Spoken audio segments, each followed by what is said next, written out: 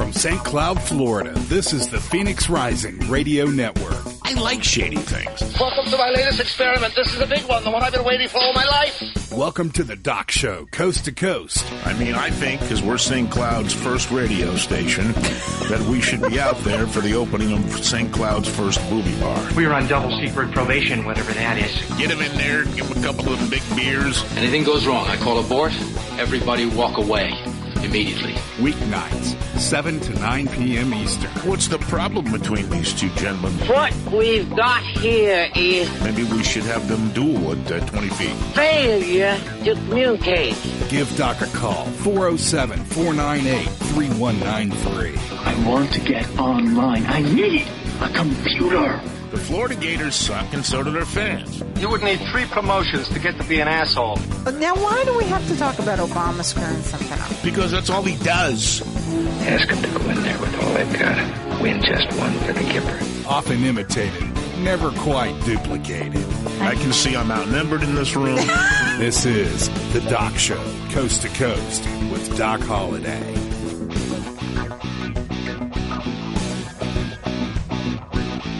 Attention human beings of America. At 2 a.m. Sunday morning, it will be time to set your clocks back 1 hour. When you come home from work on Monday, it will probably be dark. Dark, dreary, bleak, and death-like. Do not panic. Simply turn on your TV, sit in your chair, and let the happy pictures keep you from lapsing into a deep depression. Store up on coffee and whiskey to get you through the coming months of fall and winter. We promise, as far as we know, that the sun will return sometime next year, which is good, even though Al Gore says the sun is trying to kill us. Thank you, and have a nice day or two, because after that, things are going to get sad. Very sad. Hi, it's me, your clock. I wanted to remind you that daylight savings time ends this weekend, so don't forget to set me back 1 hour. Technically, this means you will be traveling backward in time, which can produce certain side effects, such as headaches caused by too much sleep or impaired vision due to unexpected early morning sunlight. The good news is, backward time travel also means you can make a fortune betting on horse races, football games, and the stock market. Actually, I don't know if any of that applies. Clocks aren't very good at math. Anyway, good luck with your time change. And remember, since you are currently 1 hour older, you may want to get one of your kids to help with the complicated knobs and switches. You're driving me insane. People will forget just how annoying you are. Outrageous. We turn our clocks back for farmers. They need an extra hour of daylight for their harvest. Teleportation or time travel? I don't know. Don't forget to turn the clocks in your house back on Sunday at 2 a.m. and the clock in your car back sometime in the next 3 to 14 weeks. You can thank the merchants of chaos responsible for daylight savings time. I have wasted an hour of your time. I'm Donald Trump, and I approve this message. Sure as God made green apples, someday the Chicago Cubs are going to be in the World Series, and maybe sooner than we think. Bouncing ball. There's a throw.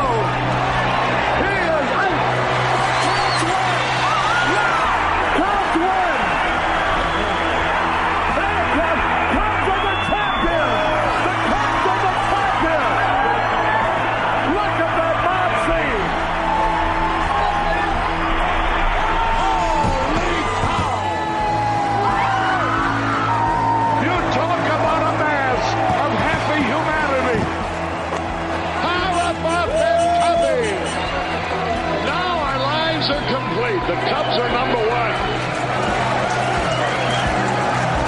The impossible is possible.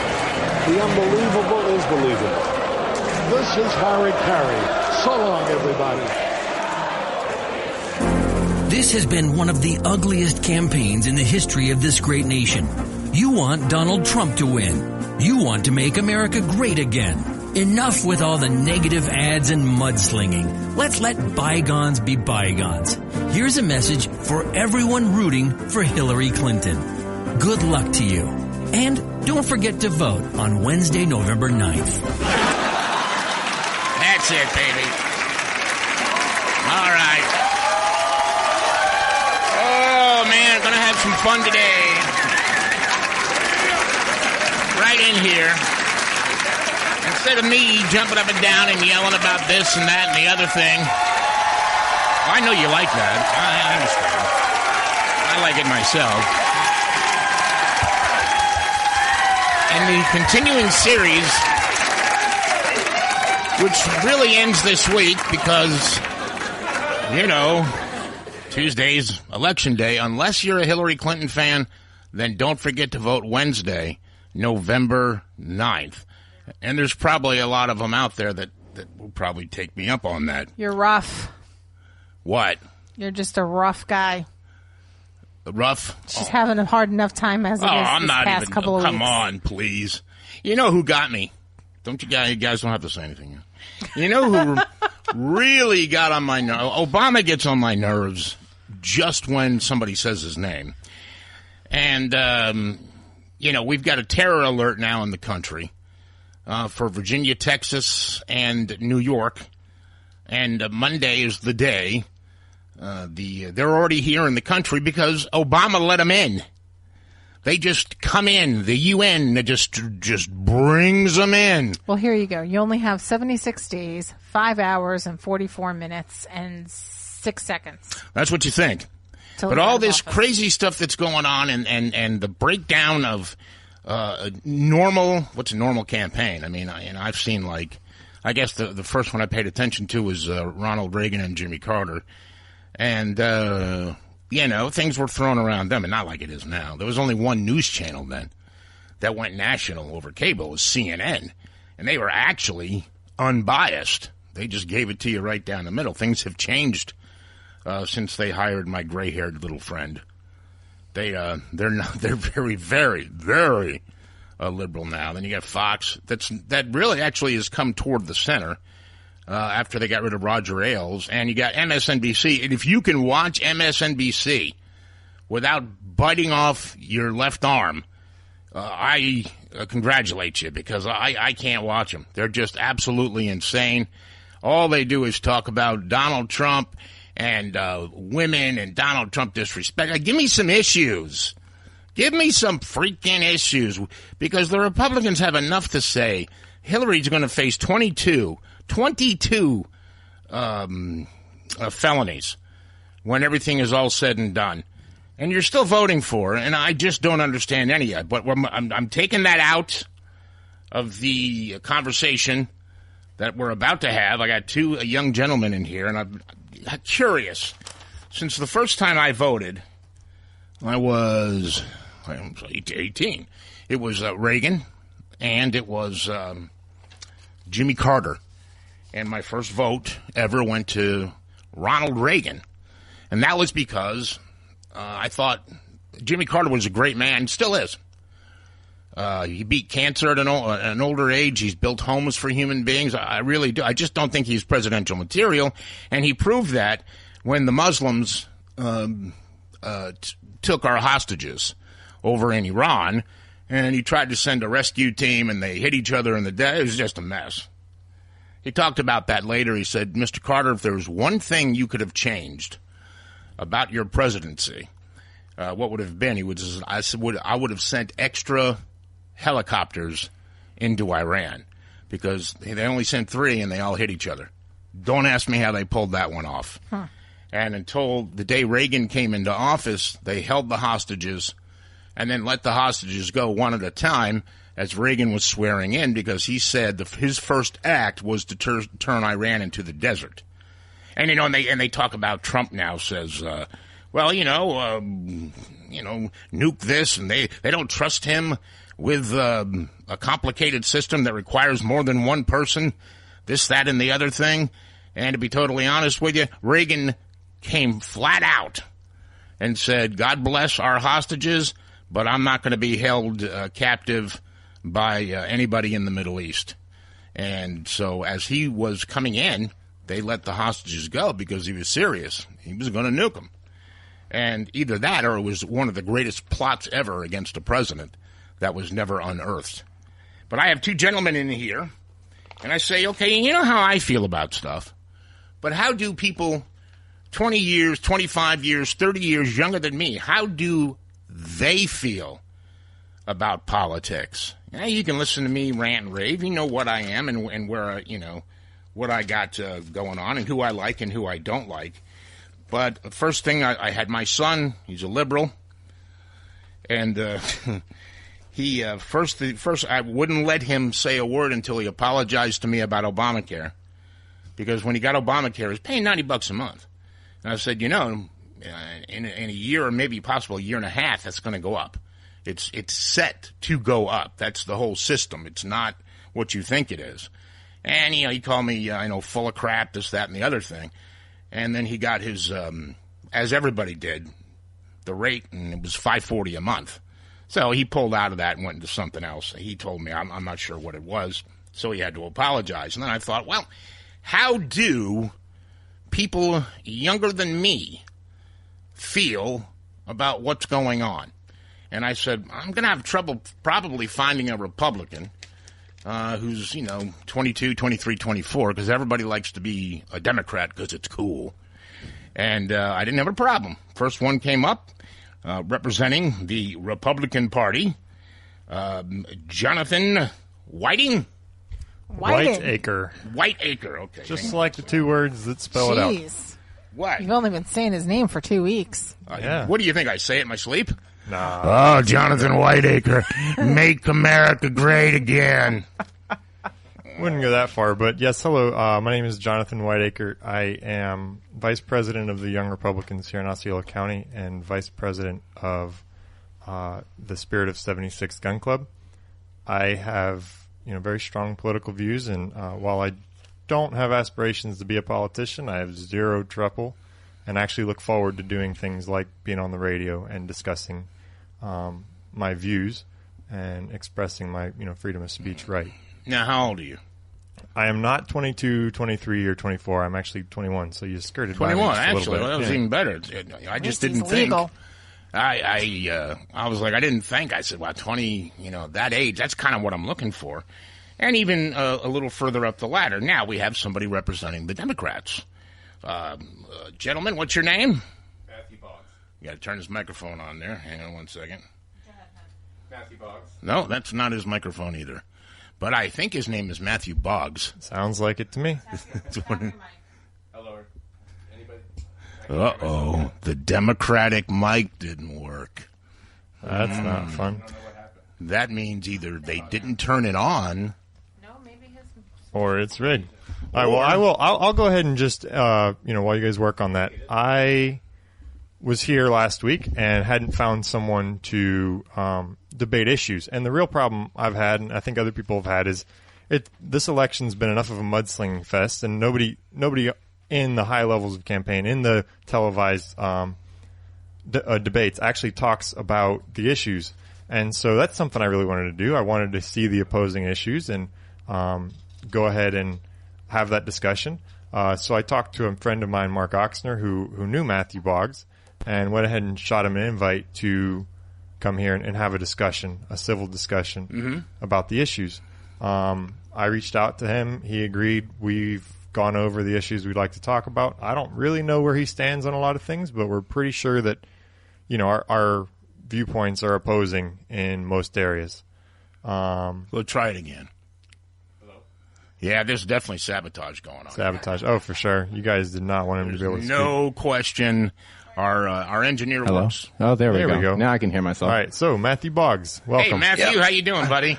Pretty good. I am... and don't feel bad. Everyone that sits in that chair has to go through the 5-minute, my mic's not working. If you want my credentials, I am... yes, please. At this point, I am with the Osceola County Democratic Executive Committee. I have also recently been appointed to the Osceola County Board of Adjustment representing the 200th precinct, or the 2nd precinct, which is BVL and going down Osceola Parkway, basically. And that deals with code and land code and everything, and watching and seeing how Osceola County develops. Have you seen the people running around in BVL lately?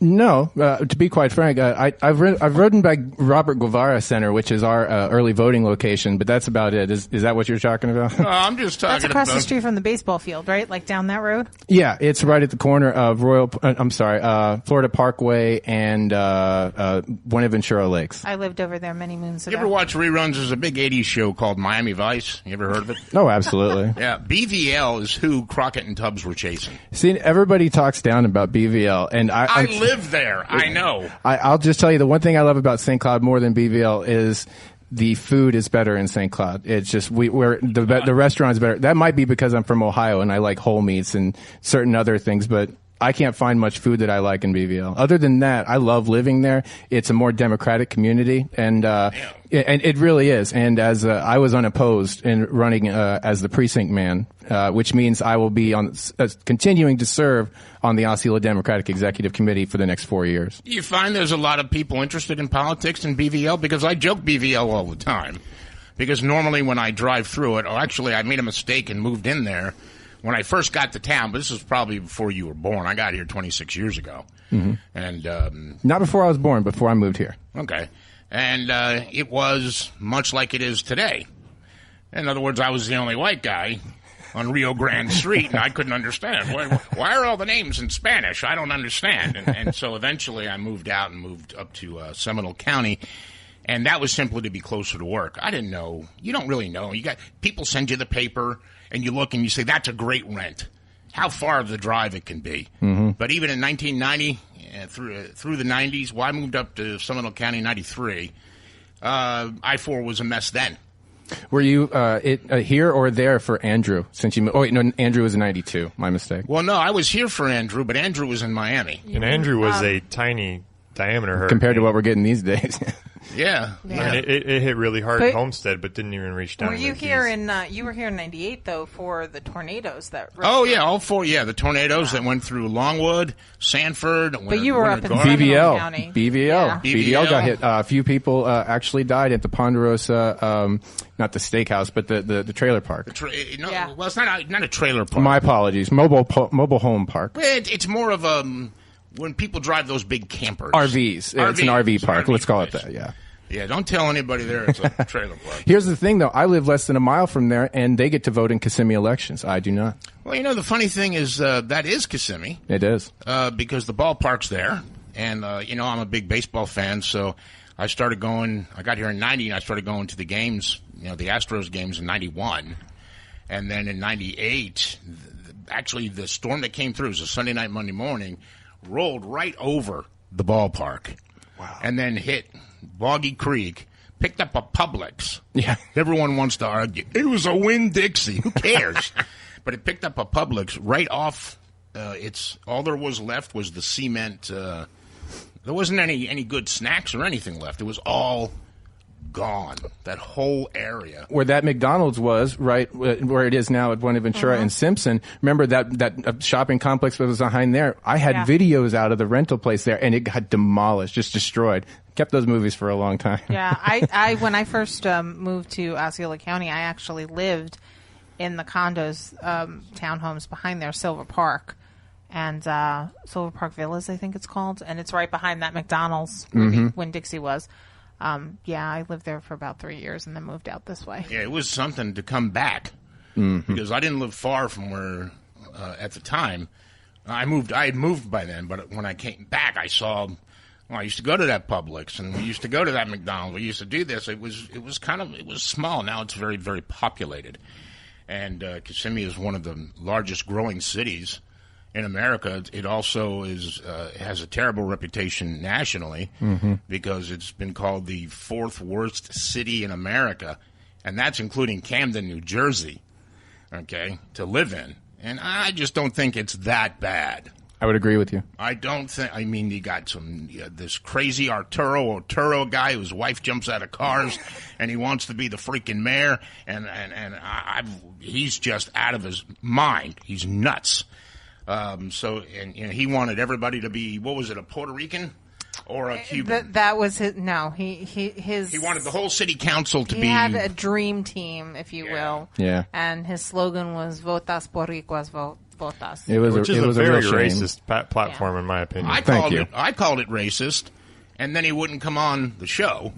Well, I can't imagine why if you're being called a racist. No, you see what you want to do. If you got nuts, if I called, said anything bad about Trump, Trump would be the first one sitting right there. Well, if you called me a racist, I'd show up. I'm not a racist. Right. I would come to, But speak my Otero, mind. He's gotten a lot of heat, except for on Spanish television that he's called to interview him a number of times. Yeah, he's just, and it's like this, and also this little preacher over here that wants to be mayor of St. Cloud. I questioned him using his pulpit to gather votes because he's also a polling place. And I said, the two of them could clash. And I don't go to his church, but that's church and state, and that should be totally separate. Mm-hmm. And then would not come on this program. Mm-hmm. And I'm a religious guy. I believe in God. Mm-hmm. The right God, not the one the Muslims are all cooing about and threatening us on Monday. But he would have nothing to do, nothing, no answer, no reply. And before, I was sort of getting replies. So we're going to take a short break. You guys are going to go back and forth with each other. Yeah, like I said, we came here to talk about the issues. And, I've got them. You've got the issues. That's perfect. I've got the issues, and we flipped a coin, and you got a chance to go first. So that'll be... Okay. I'll ask the question. All right. And we do that when we get back. So Matthew will go first. Jonathan will go second.